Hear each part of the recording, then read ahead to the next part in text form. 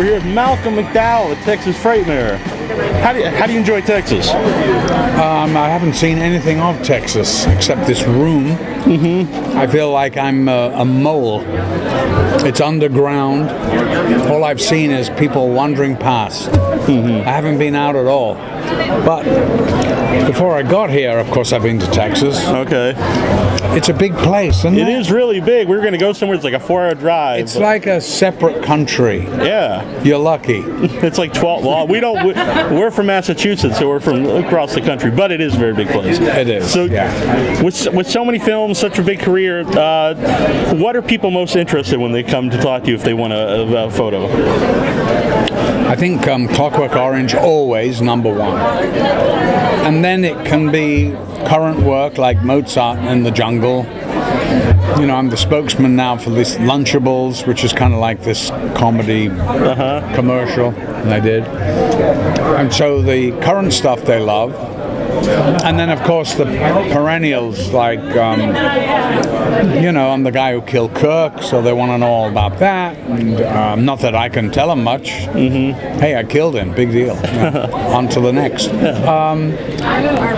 I guess those are the main ones. Yeah. We heard earlier that there's a rumor about you being involved in a Dr. Fives remake.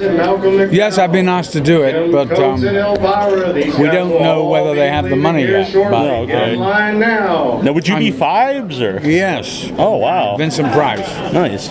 Who I knew and liked very much. He was a very elegant, erudite man. Yeah. So lovely guy. If you were to be in a role that's so iconic like that, I know you've done so much, but is there more pressure to do it like differently? No. I mean, I've never seen the movie. You've never seen Dr. Fives? But I want to see it. This interview's over now. No, I've never seen it, but I took over from Donald Pleasance. And you know what? Can only one actor play Hamlet? It's ridiculous. Very true. Of course not. Every actor brings his quality to the part, and I'll bring my thing to Phoebe's, and it'll be different than Vinny's. For something like that, would you prefer not to see the original at all? Well, I think actually with Halloween, I never saw it. I still have never seen the original. So, but I can imagine what Donald Pleasance did. I mean, nobody did that creepy kind of thing better than him. You know, I mean, he was like just the best at that. I mean, he had that sort of wonderful, I don't know how you describe it, but he was a magnificent actor, but I just brought what I thought would make the part interesting. It's not that much of a part on the page. Loomis. And I always say, well, how good of a doctor can this guy be? He's had one patient for 17 years. He escapes and butchers half a town. Real good psychiatrist. Loomis. So you can have fun with stuff like that. Loomis was totally different in part 2 from part 1. Yes. That was almost all the characters were. Yes, because who wants to just do the same thing? So I said to Rob, I would like to change him, making him a total asshole. And he went, fine. And then we devised a thing where Loomis is the only one that's profited from these murders. And decides to write a book. I mean, of course, everybody writes a book, don't they?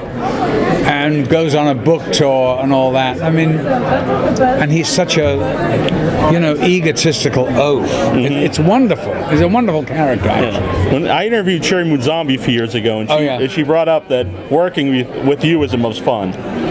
Well, I try to keep it light. I mean, she can't even do a scene with me without laughing.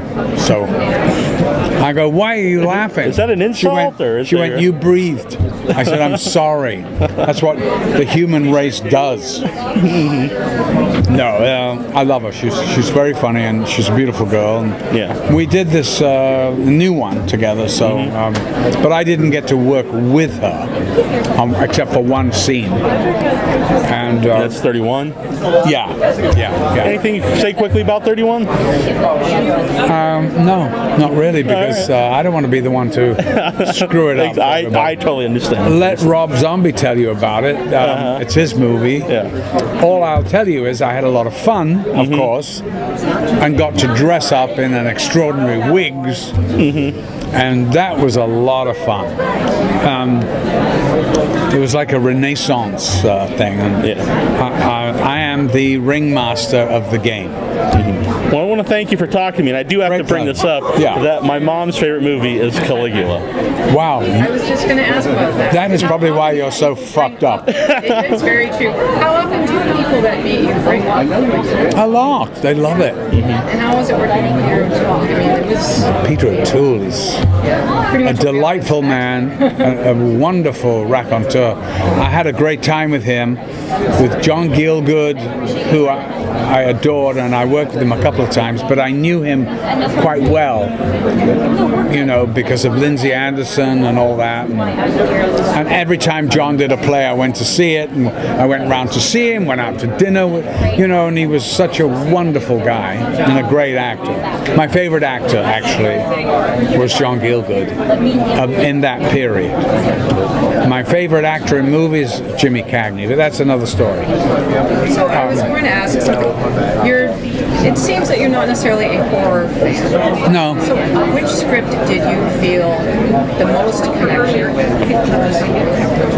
You know, as an actor, I never think of whether it's horror, sci-fi. That's what you do. You put the labels on these things. I don't. You know, I say, what's the part? What are we doing? How does it build? Who am I working with? Who are these people? Never heard of them. So let's start from there.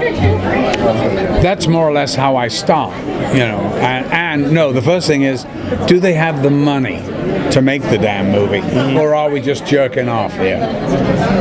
So if you start asking those questions, you get rid of a lot of. Are you finished? You better not be. Oh my God! Now there's a line built up. Building up your demand. So yeah, we better wrap this up. You better. Could you Listen, it's so nice to see you. Really,